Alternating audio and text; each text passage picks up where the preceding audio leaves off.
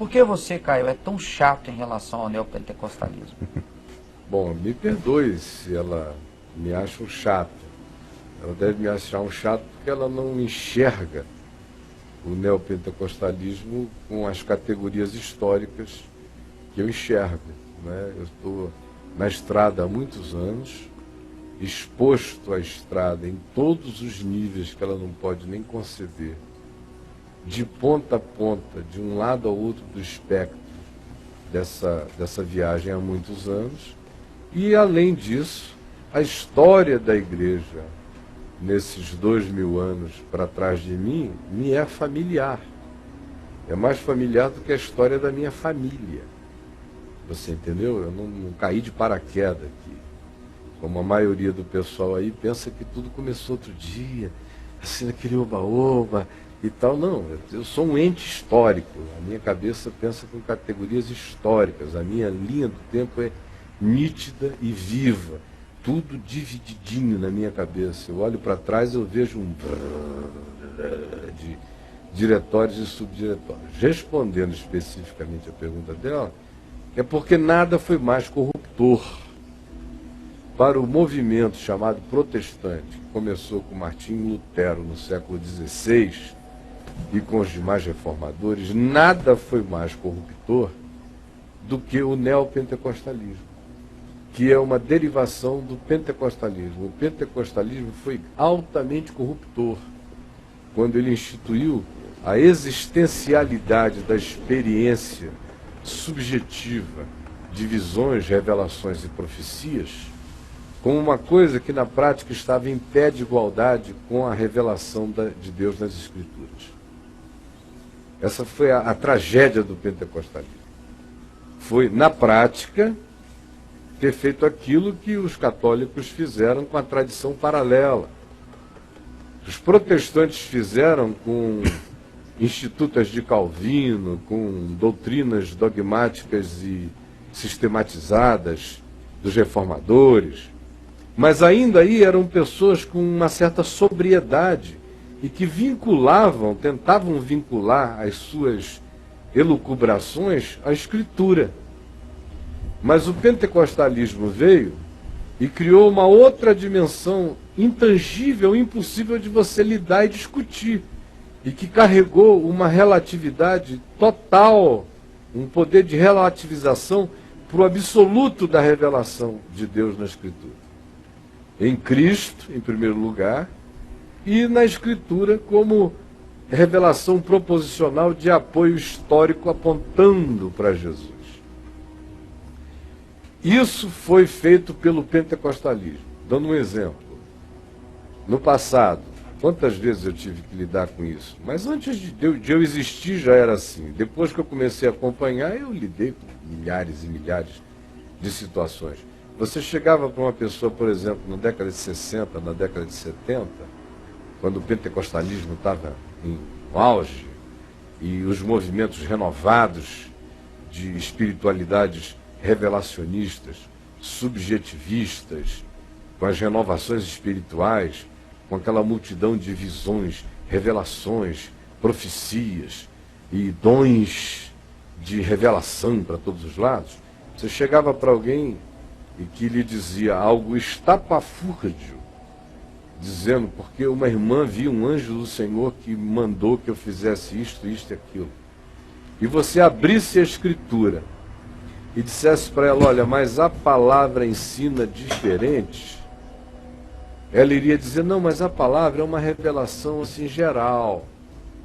Eu estou vivendo agora na era das revelações específicas. Então, a palavra diz isso para todo mundo. Mas o anjo do Senhor falou para mim. Então, a palavra de Deus ficou relativizada por essa subjetividade que o pentecostalismo trouxe. E são milhares e milhões os exemplos. A gente vê até hoje aí pessoas que casaram por profecia, que não levaram em consideração a sabedoria exposta, a sabedoria absoluta da Escritura. E contra a sabedoria e o mandamento e a revelação e o bom senso da Escritura, fizeram escolhas translocadas obedecendo a uma revelação. Então, você veja o nível de poder que esse subjetivismo carregou, trazendo relatividade para a palavra.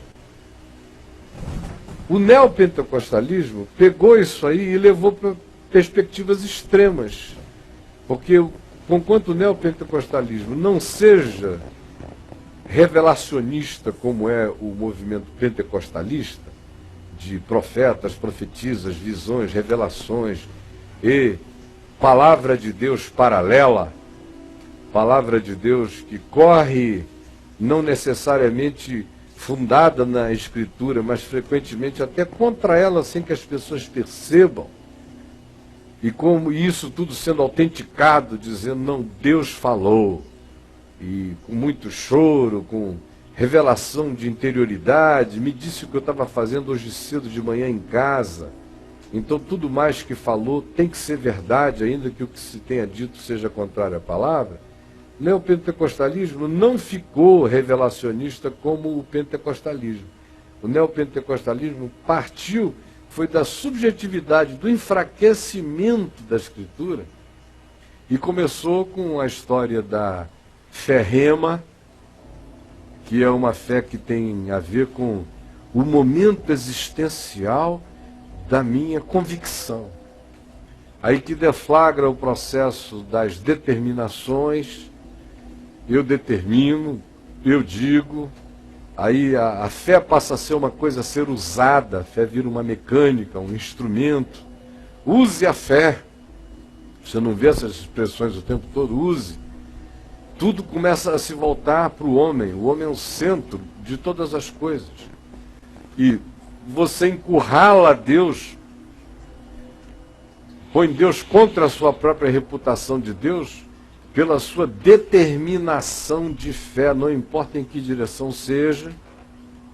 Você não vê a palavra sendo ensinada, você vê apenas heróis, supermans do Velho Testamento sendo eleitos, em qualquer que seja a direção, para justificar e dar apoio para o seu surto de capricho, baseado em crenças completamente suas e subjetivas. Tudo falado em nome de Jesus, tudo falado em nome do Deus de Israel, tudo falado em nome da fé, mas sem nenhum espírito do Evangelho. Então, nada corrompeu mais a igreja nos últimos anos do que o neopentecostalismo, disparadamente. Comparável a ele, só o catolicismo da Idade das Trevas. Para ser concorrente de desgraça. Da Inquisição? Pré-inquisicionista, inclusive. Porque quando surgiu a Inquisição é porque já tinha gente gritando contra. Mas houve um tempo de 1000 anos de silêncio, quase. Ele trouxe essa era de uma outra, com outro tom, mas essa mentalidade, esse espírito dessa era católica, parece que está de volta no que foi totalmente. Um dia a Reforma Protestante. Né? Foi um reinstalar de um olhar medieval. Nós somos grupos, esses grupos todos são pré-reformados e não sabem. A Reforma Protestante inexiste para eles. Eles são do catolicismo medieval, só que com roupagens atualizadas e com algumas diferenças, né? Antigamente lá a riqueza era só para a elite da igreja. Hoje a elite da igreja se serve do povo para dizer que o povo inteiro tem que ficar rico, como eles estão ficando ricos com o dinheiro do povo. E aí a teologia da prosperidade, que é outra fundamentação dos grupos neopentecostais, gera essa desgraça, esse anti-evangelho, essa corrupção de Jesus, do nome de Jesus, da palavra de Jesus, do ensino de Jesus. Então não tem implicância, não. Eu só sou um cara que, pelo amor de Deus, a luz de Deus na minha consciência não me permite não enxergar as coisas. Então ela fica dizendo que eu sou chato. Eu estou aqui tentando esclarecê-la. Agora ela precisa se desalienar. Vá ler aí uns 18 mil livros na sua vida para você vir e dizer que eu sou chato a respeito dessas coisas. E vá se relacionar com milhões e milhões de pessoas de ponta a ponta do espectro cristão, não só no Brasil, mas no mundo inteiro, para depois vir dizer que eu sou chato. E eu não estou dizendo isso chateado, não. Só estou dizendo isso querendo iluminá-la. Porque o que para ela parece assim uma coisinha pequenininha, mesquinha, que eu não fico aqui dizendo de onde eu vim nem para onde eu vou. E aí isso ia ser uma chatice.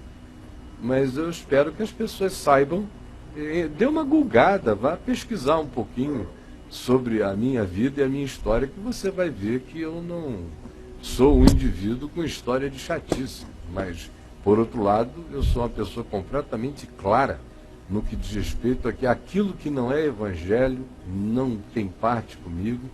E enquanto eu estiver vivo, eu pregarei o evangelho e denunciarei não só pela pregação do que seja evangelho, mas em algumas ocasiões, de maneira explícita, denunciarei o que não é evangelho.